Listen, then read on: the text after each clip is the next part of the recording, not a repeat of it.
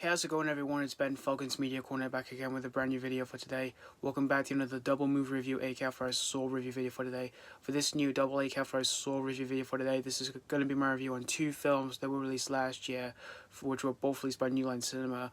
One of them is a horror film, and the other was a crime drama. So we're going to kick off with the first one, which is a horror film, and that movie is Malignant. Now, Malignant was directed by James Wan, and this is his latest horror film he's made since The Conjuring 2. And in this film, we follow this woman named Madison, played by Annabelle Wallis, and she's gone through a lot since her childhood, and we now see her as an adult woman, where she lives with her abusive husband, and she is pregnant with their first child. But what ends up happening to her abusive husband is that he dies, and also her first child also dies as well. But before all that, once all that happened, she got into an argument with her husband, and she ended up getting hit on the head. And after all that, she starts to see visions of some strangers she's never seen before getting brutally murdered. And so she tries to figure out why is this happening to her, and is messing up with her head and all that. And she starts to basically, try and save the victims who are about to get murdered by this strange man-like creature that she's known since she was a little girl, in which the name of this creature is called Gabriel. And also from there, we also see her start to uncover more about her past and all that, and why is this happening to her and all that. So that's pretty much the story of Malignant. Now, I was really looking forward to this movie because this was a new film by James Wan, and I'm a fan of his work. I think he's definitely become a great filmmaker working to this day, and even a great horror filmmaker ever, because he's made really damn good horror films, the first two Insidious films and the first two Conjuring films, as well as the first Stoll film as well. And he made some different movies outside of horror before as well. Like, he's made a few big huge blockbuster films like Furious 7 and Aquaman, which I had fun with those movies. And so when I heard he was making a new film, which was a horror film, I was really excited. Which at first I thought it was going to be The Conjuring 3, but when I found out he was not going to direct that, I was a bit let down with it. But with that film, which we did get last year, I still enjoyed the film, although it wasn't on the level like the first two Conjuring films were, though. And when I found he was making this new horror film, like I said, I was really looking forward to it. But when I saw the trailers for this film, at first I thought this film had something to do with the Conjuring universe, but I immediately found out it had nothing to do with that universe, though. But I was still looking forward to this film nonetheless, though.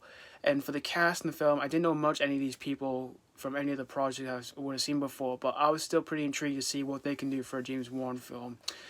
And this movie was released last year in September, and I went to see this on the opening day, which was the 10th of September. And from my screening, from what I remember, it wasn't really packed though, because it was on a quiet day when I went to see this movie, and there was still a few people in my screening though. But after watching this whole movie, where do I even begin with this movie? This is probably one of the most divisive films we've ever gotten last year, because this movie has been met with tons of divisive reviews. Like, well, critics did dig this film, but audiences had a lot of mixed opinions on this film. It kind of reminded me what happened with Mother, though. Even though that film, I still thought the film was good, but it got a lot of polarizing reviews from both critics and audiences, mostly due to the last act of the film, which it was way, way violent than ever before. We've never seen before in a movie.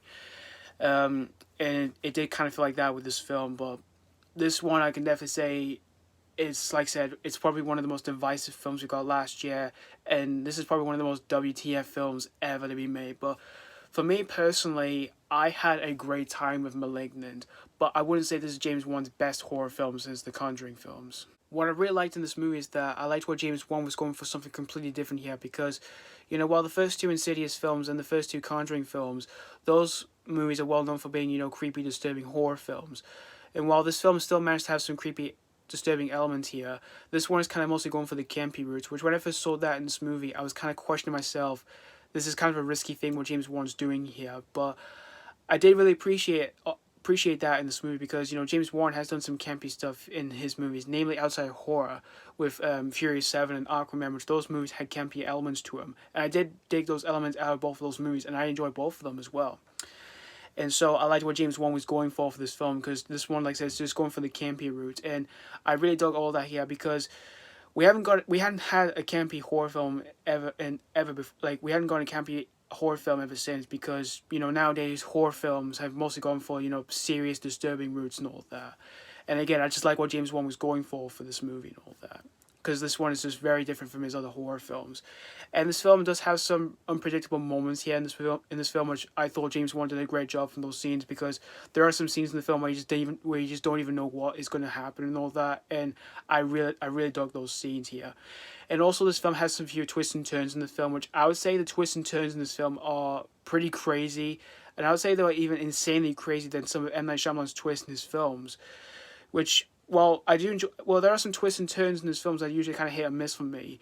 But the twist for this film, I would say it's even more crazier than and more better than what M. Night Shyamalan did for his movie Old. Because for the twist in that film, it wasn't that great. But the twist for Malignant, I thought was much better than that. And again, I thought it was just insanely crazy.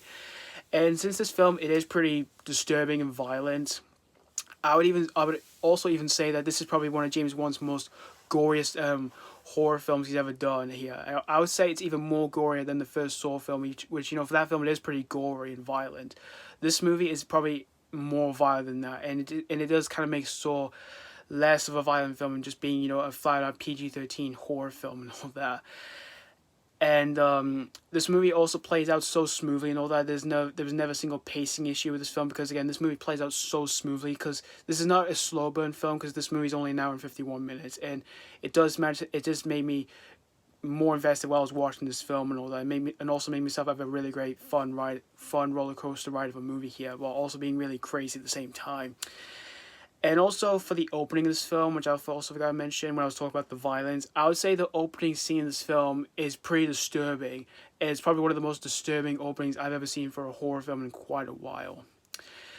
And in terms of downfalls of the film that I do have, well, since this movie is, like I said, it's going for the campy roots, it gets even more campier towards the third act, which I kind of found that entertaining. But when it nearly gets to the end of this film, it's one of my downfalls I do have with the film, because when it gets close to the end, it kind of goes for the action side of this film, which to me kind of found that pretty silly, and it did feel like something I would have seen before in The Matrix and all that, which that's one of my issues I do have with the film.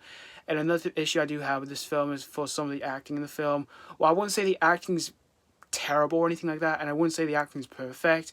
It's just for the acting in this film, I wouldn't say they are pretty memorable for any of these characters whatsoever, though. But the acting wasn't all bad.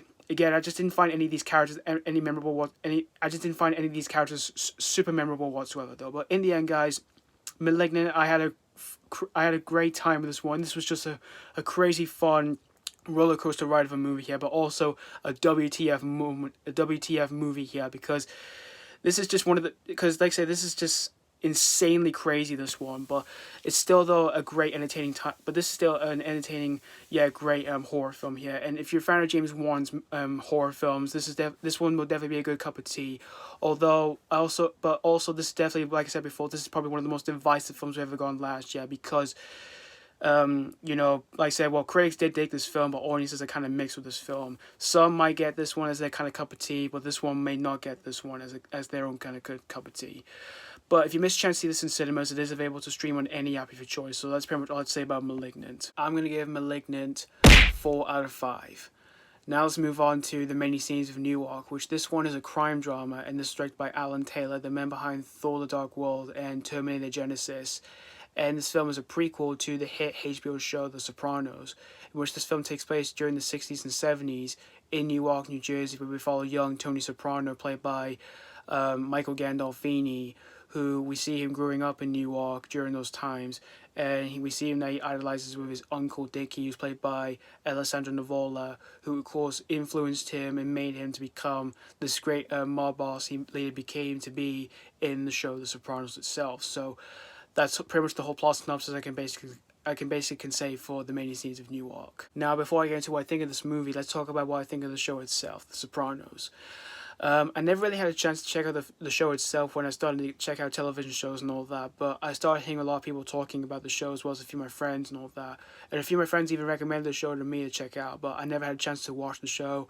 But when I heard there was a movie about the show coming out, I was like, I have to get into the show straight away. So I started watching the show, and I absolutely love the show to bits. It's one of my favorite TV shows of all time, next to other TV shows I also love as well, like Stranger Things and all that. And when I saw the trailers for this film, I was actually pretty interested in seeing this one, since this movie is, like I said, a prequel to the show itself, where it's basically about the events before the whole show itself. And I didn't see this movie on opening day because I was watching something else and all that, which I was watching a new release at home and all that on streaming service.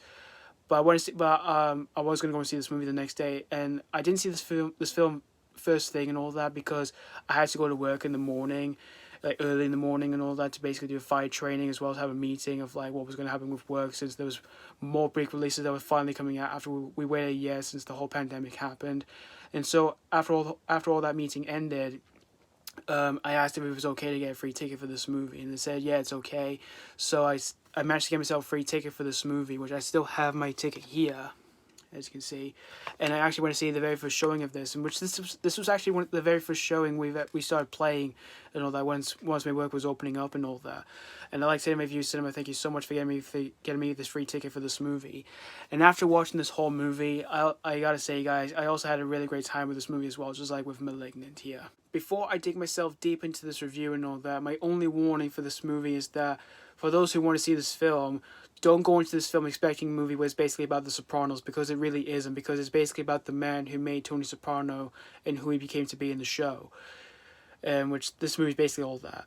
But the things I could ever see that are really good in this film were the acting in the film. Everyone was spot on for the acting performances. You know, Michael Gandolfini, who of course is the son of the late great James Gandolfini, who of course is in the show, who of course was in the original show as Tony Soprano. And for his son in this film, he plays the younger version of his character, and for his performance, I thought he was terrific. And I can definitely say from that, I bet James Gandolfini from heaven is really, really proud for what his son did for this movie. Because again, his acting's terrific. And everyone else in the film, like Alessandro, Nivola, Liotta, Vera Farmiga, John Bernthal, Corey Stoll, and Leslie Odom Jr., everyone was spot on for their acting performances here.